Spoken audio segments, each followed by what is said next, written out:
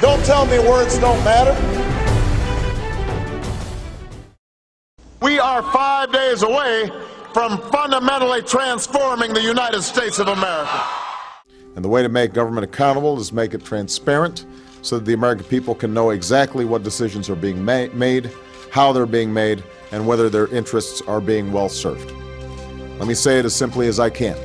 Transparency and the rule of law will be the touchstones of this presidency. In fact, since taking office, this has been the administration that's prosecuted more whistleblowers in 2 years than in the preceding 40 years. It meets with lobbyists across the street from the White House so they don't have to disclose they're meeting with lobbyists. And, this is true, censored nearly 200 pages of internal emails about their efforts to make government more transparent. How weird has this administration's record on transparency gotten? President Obama received an award for transparency Monday. That meeting was completely closed to members of the media. They not only closed the meeting to the media, they didn't even put it on the president's public schedule. I believe that every single American has the right to affordable, accessible health care. But these negotiations will be on C-SPAN. It'll be televised on C-SPAN. It's on C-SPAN.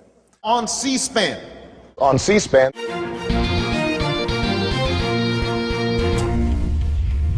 C-SPAN founder and CEO Brian Lamb tells the Daily Caller that C-SPAN's cameras need more access in Congress. Would you have liked to see C-SPAN in the negotiations to see what was going on behind closed doors?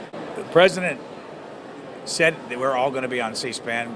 He never asked us. This prompted C-SPAN to send a formal letter to Congress today. They are requesting, once again, full camera access to all of the relevant negotiations to how our health care system will be changed in this country. Brian Lamb, the founder of C-SPAN, is urging Senate Leader Harry Reid and House Speaker Nancy Pelosi, along with the president, to allow the public full access. Just lastly, why can't you answer the C-SPAN question? I did. Well, you didn't, because you I said I hadn't seen the letter, which I haven't. Why do you need to see a letter? I mean, this is something the president said during the campaign, and he talked about he wants everything open on C-SPAN. Dan asked me about the letter, and I haven't read the letter. So I'll just ask you about having it on C-SPAN. I understand. I answered Dan's question, and I answered this. A lot of reasons not to do it on C-SPAN. People could showboat. Does he regret making that statement during the campaign? No. If you have insurance that you like, then you will be able to keep that insurance. If you've got a doctor that you like, you will be able to keep your doctor. Nobody is trying to change what works. But I don't think we're going to be able to eliminate employer coverage immediately. There's going to be potentially some transition process. I can envision a decade out, or 15 years out, or 20 years. If you're one of the more than 250 million Americans who already have health insurance, you will keep your health insurance. This law will only make it more secure and more affordable. It's just untrue. A lot of employers are going to drop their health insurance coverage to dump people on the government-run exchanges. One of the concerns about health care and how you pay for it, 1/3 of the funding comes from cuts to Medicare. Right. It is important for us to make sure this thing is deficit neutral, without tricks. I said I wouldn't sign a bill that didn't meet that criteria. They used 10 years of revenues and 7 years of spending and said, see, look, over 10 years this pays for itself. He's cutting Medicare by $500 billion. He cut seniors' home health care by 11%. It's a plan that asks everyone to take responsibility for meeting this challenge. Everybody. Exempting some from complying with the new health care law. They've been granted a special waiver from key provisions of the new law. All this coming out in just the first 2 years.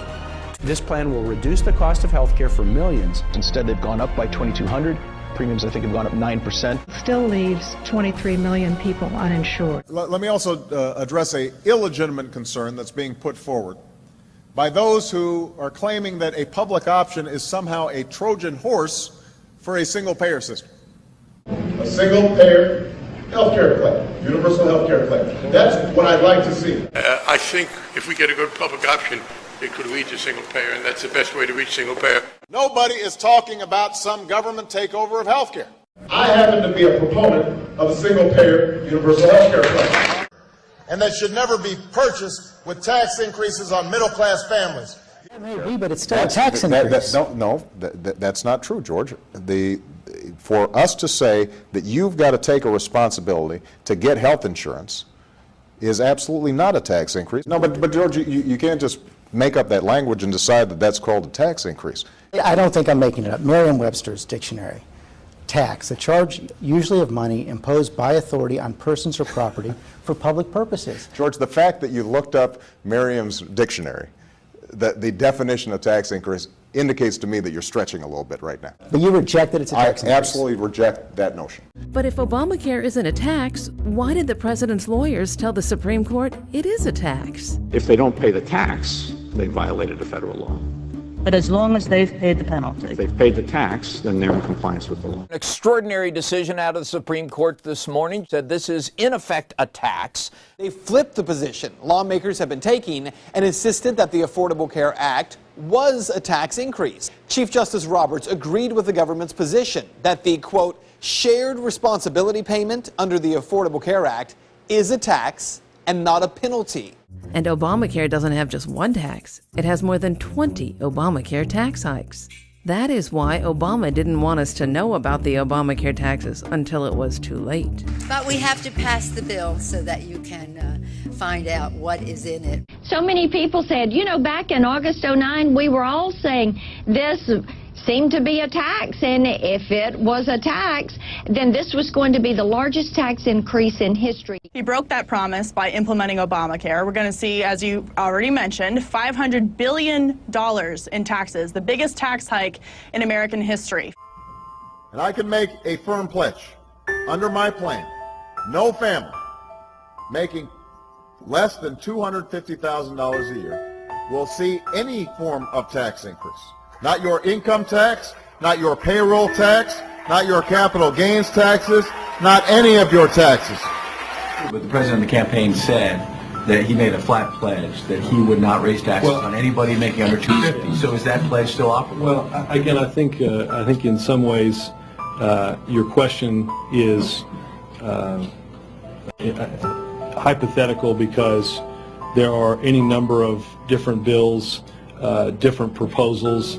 I think the president has outlined what he believes is the very best way to pay for health care. Hypothetical. He made a pledge. He said, I'm not going to raise taxes on anyone making under $250. Is that pledge still active?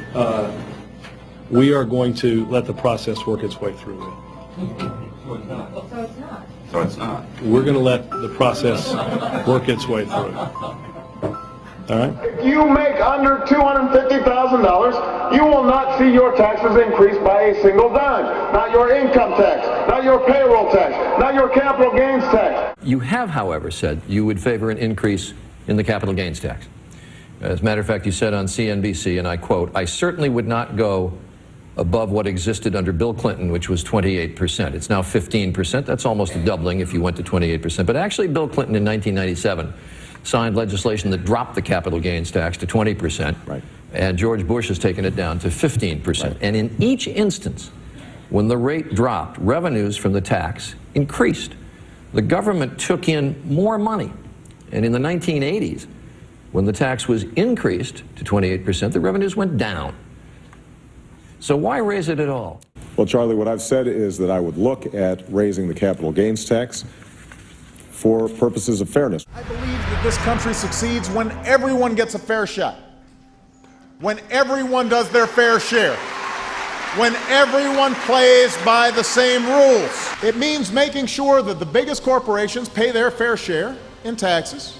That's why I've asked Congress to close some of the biggest tax loopholes exploited by some of our most profitable corporations to avoid paying their fair share, or in some cases paying taxes at all.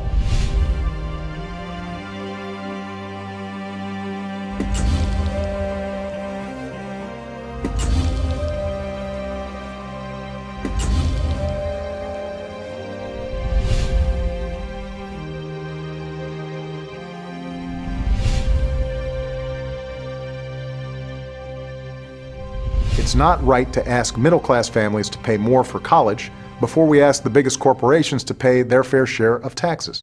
CBS News reports that in January, President Obama named General Electric CEO Jeffrey Immelt to head the President's Council on Jobs and Competitiveness. Obama's choice of Immelt came under scrutiny this past week in the wake of a front-page story in the New York Times, which reported that despite $14.2 billion in worldwide profits, including more than $5 billion from U.S. operations, GE did not owe taxes in 2010.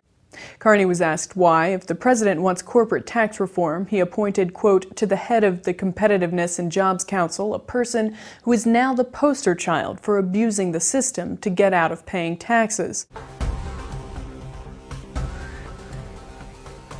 The Recovery Act and our actions to fix the financial system were decisive in starting to turn the economy around. Our economy is stronger. That economic heartbeat is growing stronger.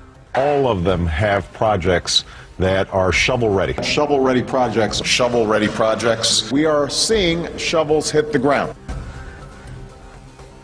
Shovel-ready was not as shovel-ready as we expected.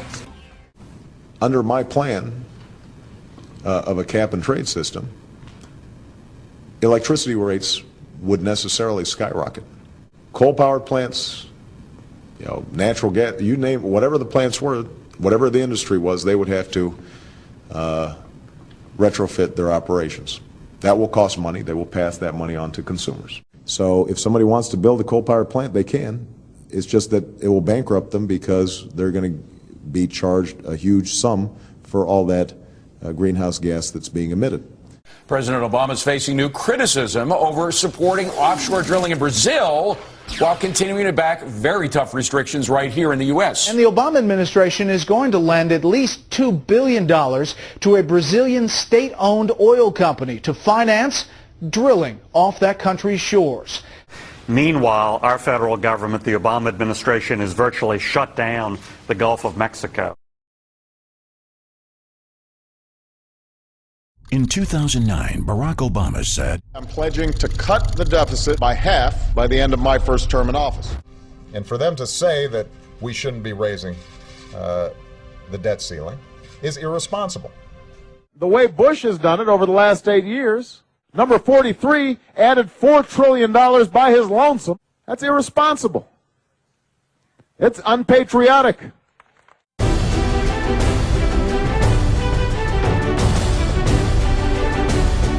Words matter.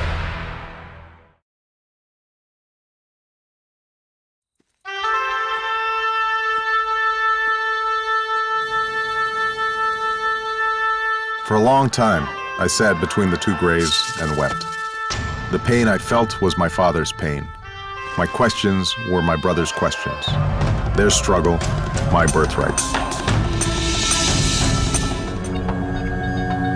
We are all shaped by our pasts, and we carry elements of the past into the future.